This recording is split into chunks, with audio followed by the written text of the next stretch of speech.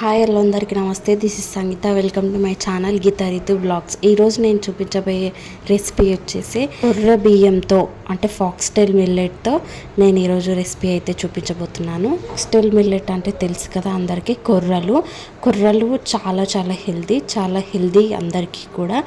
Diabetic పేషెంట్స్కి అయితే మరీ హెల్దీ. చాలామంది ఈ బియ్యాన్నే తింటున్నారు. సో రెసిపీలోకి అయితే వెళ్ళిపోదాము. 2 గ్లాసుల కొర్రలు తీసుకొని ఒక గిన్నెలో వాటర్ అయితే పోస్తున్నాను కదా. ఎందుకు పోస్తున్నాను అంటే కొర్రల్లో రాళ్ళు ఉన్నాయి. సో రాళ్ళను మనం తీసేయాలి అని 2 పద్ధతులు ఉంటాయి. ఒకటి చాటతో చెరుగుతారు. సో రెండో పద్ధతి ఇది అనమాట. ఇందులో ఇదైతే చాలా బాగా వర్క్ అవుతుంది. ఊళ్ళల్లో అయితే ఇదే పద్ధతినే పాటిస్తారు ప్రతి ఒక్కళ్ళు కూడా. కానీ ఒక్క రాయి ఉండకుండా క్లియర్గా వచ్చేస్తుంది అనమాట. ఈ పద్ధతిని చాలామందికి తెలిసే ఉంటుంది. దీన్ని మా సైడ్ అయితే గాలించడం అని అంటారు. ఈ విధంగా గాలించాలన్నమాట.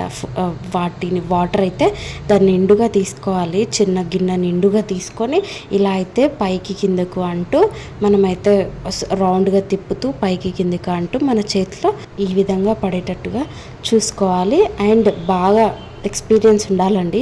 ఎవరు పడితే అది కాదు చేసేది. ఖచ్చితంగా ఈ విధంగా రౌండ్గా తిప్పుతూ ఇలా పైకి అంటూ చేస్తేనే కిందకి రాళ్ళు వెళ్ళిపోతాయి. పైనున్న మిల్లెట్ అనేది మనకు కిందకు వచ్చేస్తుంది అనమాట. సో ఇన్ని రాళ్ళు వచ్చాయి చూడండి. అసలు ఎన్ని రాళ్ళు వచ్చాయో బాబాయ్. మా మమ్మీ చెప్పింది రాళ్ళు చాలా ఉంటాయి, సో నువ్వు ఖచ్చితంగా ఈ విధంగా గాలించుకో అని కూడా చెప్పారనమాట. సో నేను అందుకే గాలించాను. అండ్ ఇక్కడ కడిగేసి 2 సార్లు 3 సార్లు చాలా దుమ్ము ఉందండి అందులో. సో 2-3 సార్లు అయినా కడుక్కోవాలి. కడుక్కున్న తర్వాత ఇందులోనే నేను మినప్పప్పు తీసుకుంటున్నాను. 1 గ్లాస్ దాకా.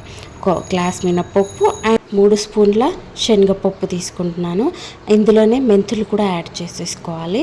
అండ్ అన్నీ యాడ్ చేసేసుకున్న తర్వాత ఇందులో వాటర్ వేసి 2-3 సార్లు మళ్ళీ కడుక్కొని నానబెట్టేసుకోవడమే. ఇది చాలా హెల్దీ. డయాబెటిక్ పేషెంట్స్కి కానీ వేరే పేషెంట్స్, బీపీ పేషెంట్స్ ఇట్లా. కానీ కొర్రలు ఎవరు డైరెక్ట్గా తీసుకోరు. డైరెక్ట్గా తినడానికి కూడా ఎవరు ఇష్టపడరు. సో రైస్కి దీనికి చాలా డిఫరెన్స్ ఉంటుంది.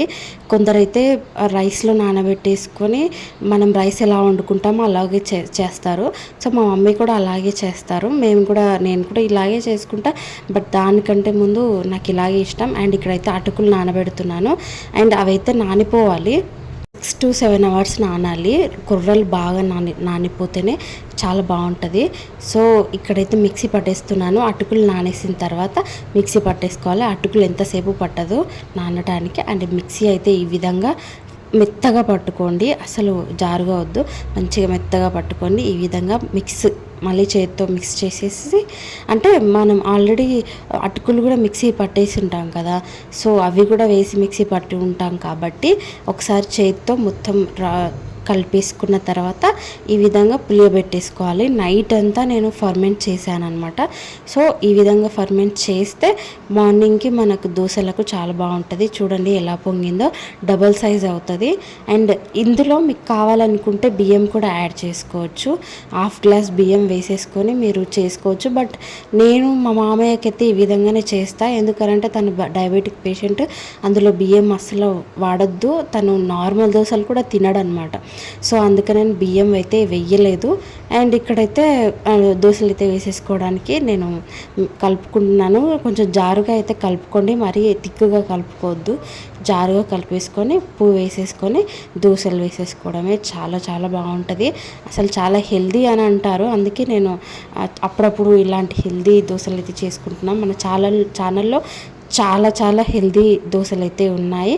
సో మీరు వెళ్ళి మన ఛానల్లో చెక్అవుట్ అయితే చేసేయండి. చాలా హెల్దీ దోశలు అయితే చూపించాను నేను. ఇంకా మీకు ఎలాంటి రెసిపీస్ నా నుంచి కోరుకుంటున్నారు అనేది నాకు కామెంట్ బాక్స్లో షేర్ చేయండి కంపల్సరీ. అండ్ ఇక్కడైతే దోశలు వేసేసాను. చాలా బాగా వచ్చాయి. అండ్ క్రిస్పీగా కూడా ఉన్నాయి. సో మీకు ఇలా నచ్చదు అని అనుకుంటే బియ్యం కూడా యాడ్ చేసుకోండి, మర్చిపోకండి. స్టైల్ మిల్లెట్లో చాలా రెసిపీస్ అయితే చేసుకోవచ్చు. అండ్ చాలా హెల్దీ కూడా. అండ్ ఇది మన ఇమ్యూనిటీని గెయిన్ చేయడానికి, వెయిట్ లాస్కి అండ్ బ్లడ్ ప్రెషర్కి అండ్ ఇమ్యూనిటీని బూస్ట్ చేయడానికి, బ్రెయిన్ డెవలప్మెంట్కి, బ్రెయిన్ ఫంక్షనింగ్కి, హెల్తీగా ఉండడానికి, హార్ట్ హెల్త్కి అన్నీ చాలా బెనిఫిట్స్ ఉన్నాయి. ఇక్కడ చదివేయండి.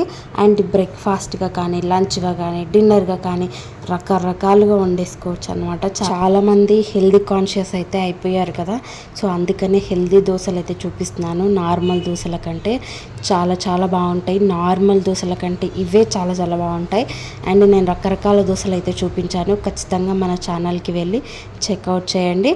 అండ్ ఈ వీడియో మీకు నచ్చినట్లయితే like, share and subscribe to my channel. And don't forget to click the bell icon. And ఇక్కడైతే తినేస్తున్నాను చాలా చాలా. అండ్ దోశలతో పాటు నేను ఇలా పొంగనాలు కూడా చేశాను. అసలు ఎంత బాగా వచ్చాయో గుంత పొంగనాలు, చాలా బాగున్నాయి టేస్ట్. కానీ మీరు 1 డేకి మాత్రమే చేసుకోండి, 2 డేస్కి అలా చేసుకుంటే కొంచెం పుల్లగా అయ్యాయి. అంటే ఇవి సెకండ్ డే చేశాను కదా, సో కొంచెం పుల్లగా అనిపించాయి. కానీ 1 డే మాత్రమే నానబెట్టుకొని చేసుకోండి. దోశలు కానీ పొంగనాలు కానీ 1 డేకే చేసుకోండి. సో అప్పుడు మీకు పుల్లగా అవ్వకుండా ఉంటాయి. సో మీకు చాలా చాలా బాగా వచ్చాయి, చూస్తున్నారు కదా. ఇవి ట్రై చేసి కమెంట్ బాక్స్లో షేర్ చేయడం అసలు మర్చిపోకండి. Thank you. Healthy and tasty. So thanks for watching and like, share and subscribe to my channel.